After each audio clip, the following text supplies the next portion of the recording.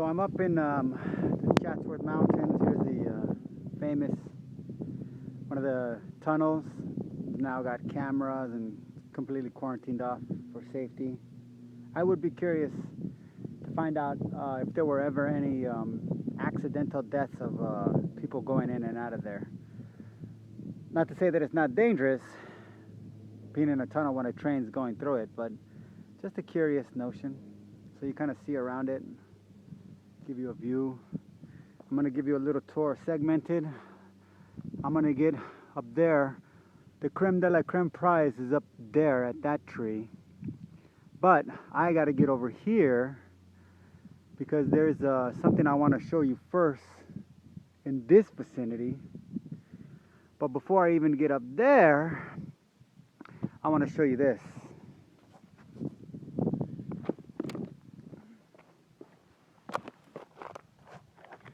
So, I've got a theory on the nature of this area. And this is a massive circle that looks very interesting. And I'm going to try to, I don't know exactly what this is, but when I show you, when I get to the middle part up there, I'm going to draw my first conclusions. And when I get to when I finally get to that up there, I'm going to show you what I hope to be conclusive evidence to corroborate my theory of the nature of this area, which, as far as I understand it, has I've never heard about it before. I've never heard it spoken about it like this before, but that's the joy of being a independently thinking crazy nut job, is I can make whatever theory I want based on anything I determine to be evidence. But let me try to get you, maybe some of you can draw some conclusions if anybody does look at this. So actually here's a, for sample size, that's a Snapple bottle. So be it.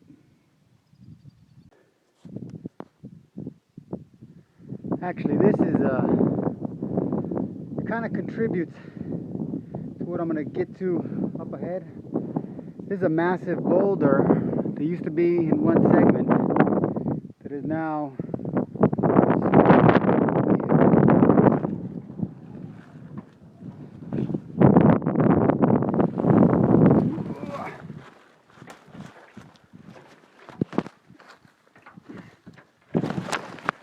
okay. There we go. So here's one side, and you can see how it's cracked down the middle. I'm sure that's nothing special, like some unique property. Again, that's where I'm going, up in here. I use this umbrella because I ain't stupid. Going up at the top of that ridge right there.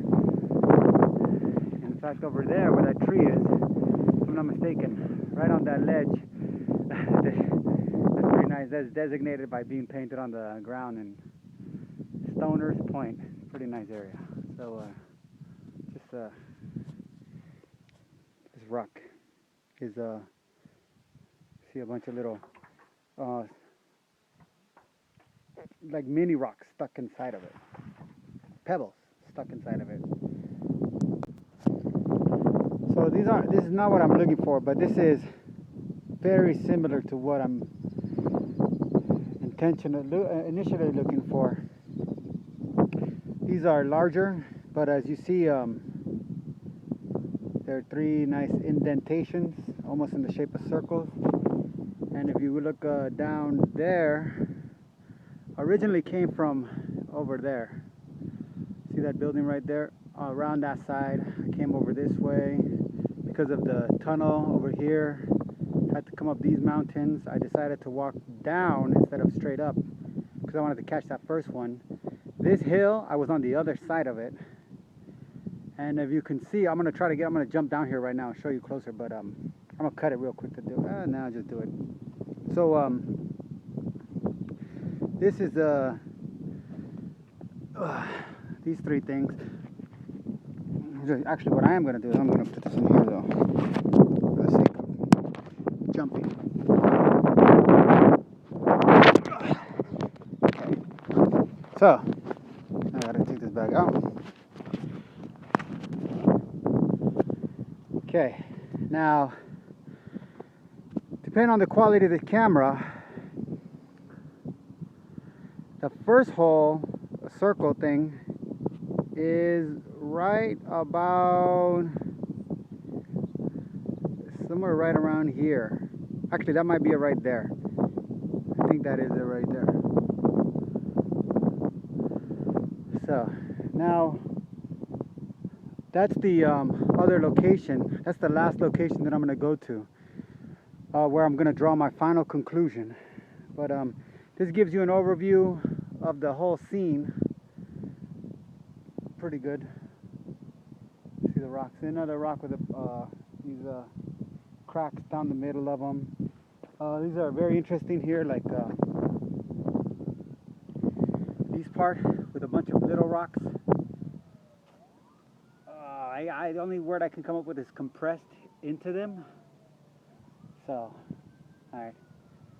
And that's the San Fernando Valley.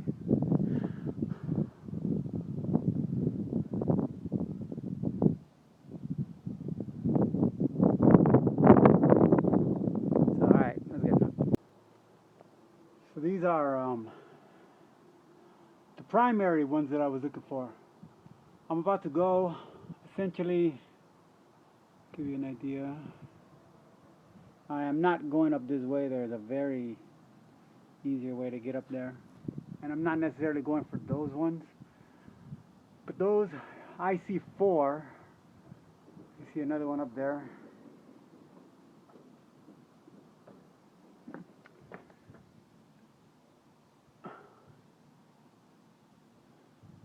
And see, I'm gonna be able to go up this way. But there are some here that, because of the nature of them,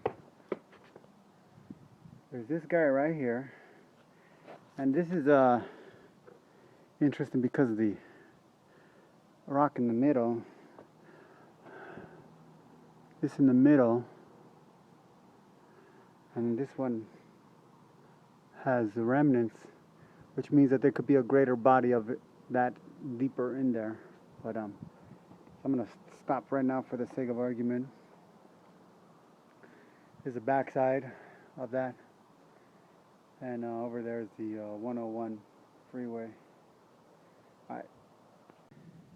So that rock right there is the piece that has those circles on it on that side. Now this rock that I'm on right now, as you can see, and actually now that I'm looking just from right here, I've never been down there, but on there I could see more of these circular formations, and I see at least 4 over there on top of that rock over there. So but here I am here, and that right on the other side of that rock is where I took the first shot of those other 3. But then here's these. See the discoloration? You actually see, you can't see because of my screen, this guy right here. So you have 1, 2, 3, 4, 5. And the interesting thing is, as time has gone on, the way the rock has worn down through natural deterioration, maybe even disintegration. Oh man, I just made another discovery. I've never been up there, but it looks like I'm gonna go there next. So let me just finish up these. You see them? I actually say there's 5 right here. You see how they rise? They seem to rise up, but I'm gonna get into that later. So here's some more, because there's those guys over there. So I jumped across these little rocks, got up here. Just a couple, it took 30 seconds. Here's one. Okay, actually, so let me go to the edge over here so I can get kind of like a full body shot. 1, 2, 3, 4, 5. And moving along this rock, I see another one in here. And these are the, oh, here's two more, basically. Here's one more, and here's another one. And there's this guy up here. And then these right there are the ones that I took from the downward shot looking up that I initially wanted to get in the first place. So, but now the next one is going to be where I draw my final conclusion and run probably out of memory. Oh, and actually I'm still right here. These are where these are, but I was about to climb down, and this will kind of give you a synopsis. This is that big rock where the first three that I filmed from the bottom are. And you know, so again, every rock is this material. That is why in some areas you have those little rocks compressed into it. So you see, actually, I don't know, is this legal? But so here's a little look inside. Okay, that's it. Here's just gonna be a couple seconds. Here's another one. It's hard to see, but it's actually broken, but the circular aspect of it is still preserved. Okay, I gotta try to make this quick. I don't know how much memory I have. Ever since Apple sabotaged all of their customers' devices with the new update that doubles down videos as some kind of coercive, manipulative measure to force us onto their cloud, probably because of the privacy agreement rights that we have to sign over. They give them full access to whatever. It doubles down video, so it compounds anyways, you get the gist of it. So, I'll give you perspective. That I believe is the first, or right below that actually, right there is where the first big circle is. Up there, I would say probably right around that rock right there is where I found the other big ones, where I jumped down from. And then on the other side of that is where I saw the stuff. You see that one rock hanging off the ledge. You see the cracks. Now, before I show you the next one that I want to show you, I'm just going to give you a quick analysis. This is actually the rock that houses. I'm going to get into shape. So you see what it's made, components of this particular rock here. So here's my theory in a nutshell. My analysis is that at one time this was all underwater and not having anything to do with the Great Flood or anything stupid like that. But I believe that these rocks are all composed of sand, as different from other rocks. I threw the other ones away because there's not really any rocks up here. There's, except for these little guys in here that are very distinct material than the rocks that they're in. And it's pretty interesting. I get a little guest. I've never had a lizard run up to me, but he's gonna actually walk to where I'm gonna show you next. So I'm gonna just let him take the show. He'll be your tour guide. But my grandfather was telling me, he was an engineer for Caltrans. He helped build the 405 actually. And after he retired from that, he got involved in a company called Shamrock, which was a small business that was a Hispanic-owned business that supplied building material primarily for the freeways. In fact, in downtown LA, if you go to downtown LA, it's the only quarry by downtown LA off of the LA River. It's a big pile of rocks if you don't know what a quarry is, and it's called Shamrock. And interestingly enough, it's a Hispanic-owned company, and I'm Mexican and Irish, so I like that because it was a Mexican-owned company called Shamrock, And they always had problems because the big problem with these big companies, including Caltran, is that the common practice that they would do for little companies is that they would order 1 million, 100 million tons of some dirt, and then they'd sign contracts, and then when they'd get half or 2/3 of the delivery, they would then complain and say that the material wasn't up to par, and they'd cancel the contract, and they would refuse to pay, and then they'd call in their bar associate legal team, who were there as a fascist hit squad to decimate companies. My grandfather, having no legal training whatsoever, was able to fight off major companies. I think one of them that you might have seen is like Rivera or something like that. That there's a lot of construction, and they had a whole team of like 11 lawyers. One of the cases is, but they were talking about compaction for building stuff, and my grandfather had to give a testimony, and the lawyer thought that he could outsmart my grandfather, and he did some kind of thing. He asked some kind of question, thinking that my grandfather wouldn't be able to explain it, probably because the engineers that worked for the company said, oh, if you give him this question, nobody knows how to explain this. And my grandfather very easily said, it's a very simple principle. It's like just like when you go to the beach. Have you ever been to the beach? And the lawyer condescendingly was, trying to not allow him to proceed with his question. And he was able to, because my grandfather was very polite and ignoble. I don't know if that's the right word, but ignoble in many senses. A person. So the judge said, for the sake of this old man, because he was like 80s at this time, maybe even his late 70s, but moving into his 80s. He did it till the day he died, and he died when he was 86, in 2009, I think. So the judge let him proceed. He said, okay, when you go to the beach and you're walking on the sand, your feet digs into the sand. As you get closer to the water, your feet don't go as far into the sand. And then there's one point in the water and the sand where when you put your foot down on the sand, you see a compression and all the water gets out, because that's what you have to have in order to build something for a solid foundation. That's some kind of engineering principle.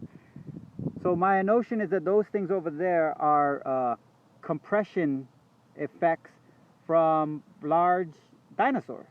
And that's my own personal theory. I'm sure that there's a viable geological explanation that some expert could put out there that probably wouldn't, I'm not saying debunk, because it's just an idea.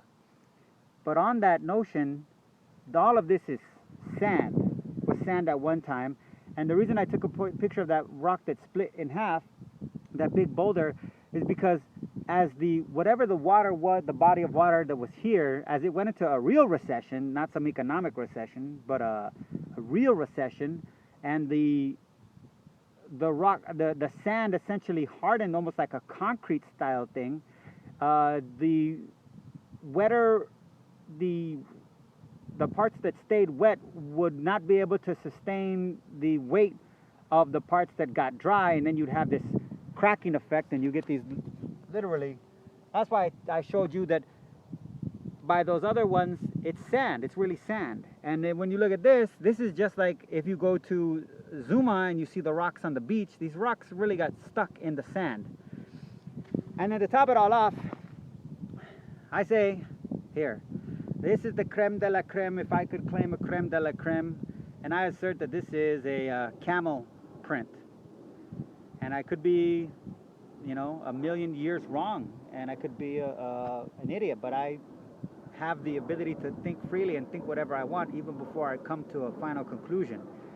And I would like to note, if you pull up my PRISM file with the NSA, the last time when I discovered this, I didn't have my phone. But the day that I didn't bring my phone with me here, which was last week sometime, that night when I got home and I watched the Colbert Report, and it might have even been the next day, but I'm pretty sure it was that night. That's when Stephen Colbert did his little bit breaking up with his camel. And I was already convinced that this was a camel print, because I know that there were camels are only indigenous to North America. Camels are not indigenous to where we now think of them from, as in the Middle East and stuff like that. They were imported there at some point.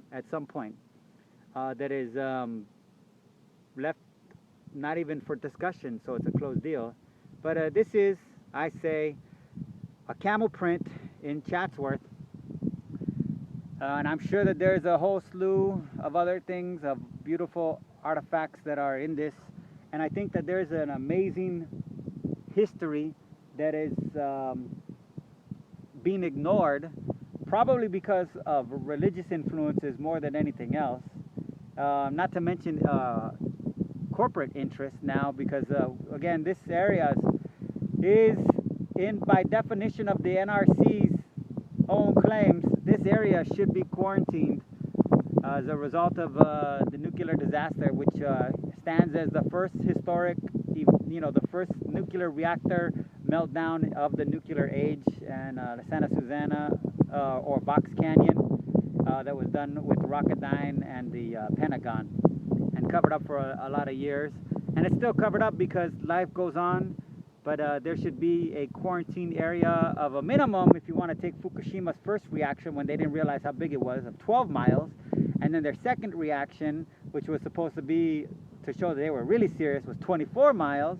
And then the NRC spokesman's criticism of, well, if this was in America, not that this could ever happen in America, but if this was America, we would evacuate for a 50-mile radius. And as you can see, it's not the case. But the event that stands as on the IAEA, International Atomic Energy Association or Agency, which was founded by Dwight Eisenhower's speech that he gave to the United Nations, promoting nuclear energy as a means of peaceful nuclear technology, which was nice sentiment but a delusion. They still cite this event, the event that happened here, as the fourth worst nuclear catastrophe in history, because by law, by the Bar Associates' reasoning, they can't call test sites or intended detonations as accidents and whatnot. But so that's my theory. This was at once a beach of some sort, maybe the coast of a giant lake. Maybe the valley was a whole lake at one point. I don't know. But at some point there were camels here, and I believe that they roved these hills, this coast. There were once a coast, and here's one print. That's my take. And I say the other ones are potentially some kind of herbivore, dinosaur, maybe, I don't know, Triceratops, Brontosaurus, I don't know.